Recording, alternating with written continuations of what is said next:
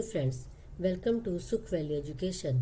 आज मैं आपके सामने छठी कक्षा की कविता झांसी की रानी के प्रश्नोत्तर पढ़ने जा रही हूँ।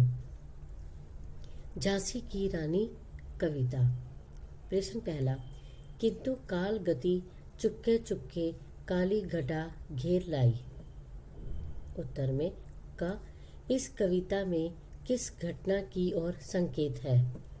का रानी लक्ष्मीबाई के पति का नाम राजा गंगाधर राव था।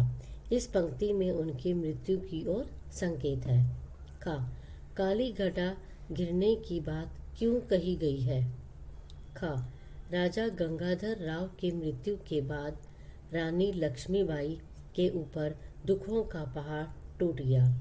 रानी की संतान ना होने के कारण अंग्रेजों को झांसी पर अपना अधिकार कर लेने का मौका मिल गया।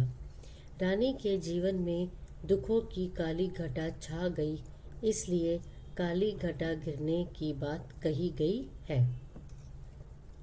प्रश्न 2, कविता की दूसरी पंक्ति में भारत को बूढ़ा कहकर और उसमें नई जवानी आने की बात कहकर सुभद्रा कुमारी चौहान क्या बताना चाहती हैं? उत्तर, कवित्री सुभद्रा कुमारी चौहान भारत को बूढ़ा इसलिए कहती हैं कि तब भारतीय वीरों का साहस बहुत शिथिल और जर्जर हो चुकी थी। भारत लंबे समय से लोगों की गुलामी करने के कारण कमजोर हो रहा था।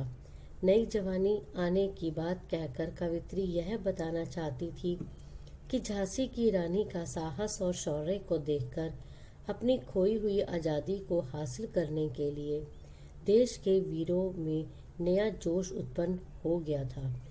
तब उनके अंदर आज़ादी के लिए आशा और उत्साह का नया संचार हो गया। बूढ़े भारत में नई जवानी की उमंग आ गई। प्रश्न 3, झांसी की रानी के जीवन की कहानी अपने शब्दों में लिखो और यह भी बताओ कि उनका बचपन तुम्हारे बचपन से कैसे अलग था। उत्तर, रानी लक्ष्मीबाई का जन्म एक मराठी ब्राह्मण परिवार में हुआ था। वह अपने माता पिता की इकलौती संतान थी। कानपुर के नाना की वह मुंह बोली बहन थी। लक्ष्मीबाई के बचपन का नाम मणिकर्णिका था, परंतु परिवार वाले उन्हें प्यार से मनु कहकर पुकारते थे। उनको बचपन से ही हथियार, ढाल, कृपाण, कटारी चलाने और युद्ध करने का शौक था, इसलिए उन्होंने बचपन में छबीली के नाम से भी बुलाते थे। उन्हें शिवाजी की गाथाएं मुँह जुबानी याद थी। भवानी उनके कुल की देवी थी। झांसी के राजा गंगाधर राव के साथ रानी लक्ष्मीबाई का विवाह हुआ था। विवाह के थोड़े दिन बाद ही उनके पति गंगाधर राव की मृत्यु हो गई। इसके बाद अंग्रेजी शासकों ने झांसी पर अपना अधिकार करने का प्रयास किया। रानी लक्ष्मीबाई और अंग्रेजों के बीच घमासान युद्ध हुआ। रानी लक्ष्मीबाई अंग्रेजों के साथ लड़ते लड़ते वीर गति को प्राप्त हुई।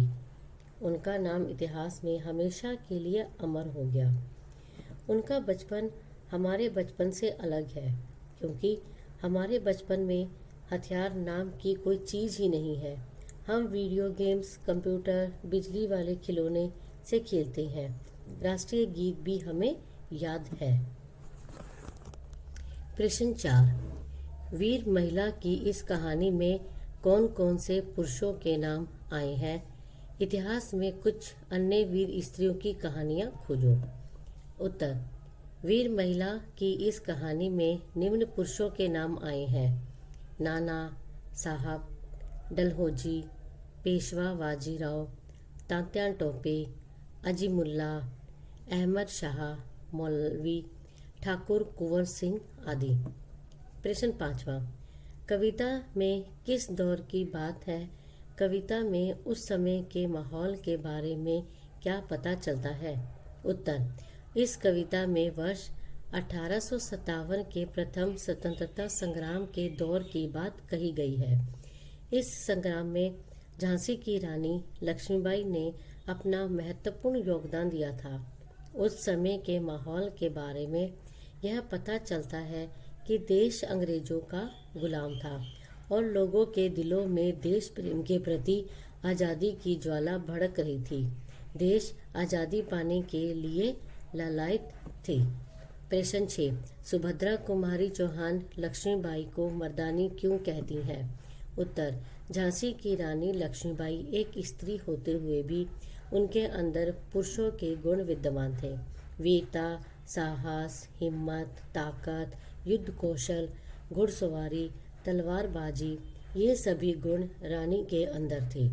रानी लक्ष्मीबाई ने वीर सेनापतियों की तरह अंग्रेजों से युद्ध किया और युद्ध में उनके दांत खट्टे कर दिए।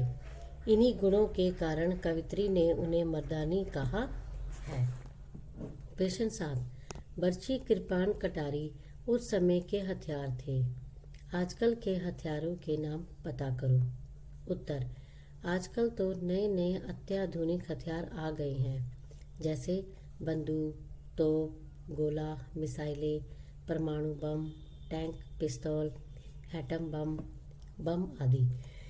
प्रश्न 8। लक्ष्मीबाई के समय में ज़्यादा लड़कियां वीरांगना नहीं हुई क्योंकि लड़ना उनका काम नहीं माना जाता था। भारतीय सेनाओं में अब क्या स्थिति है, पता करो। उत्तर।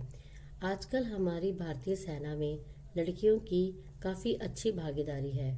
जल, थल, वायु तीनों सेनाओं में लड़कियां भी लड़कों की तरह अपने कर्तव्य निभा रही हैं, लेकिन पुरुषों के अनुपात में स्त्रियों की संख्या कम है। फिर भी उस समय की तुलना में यह बेहतर है। धन्यवाद।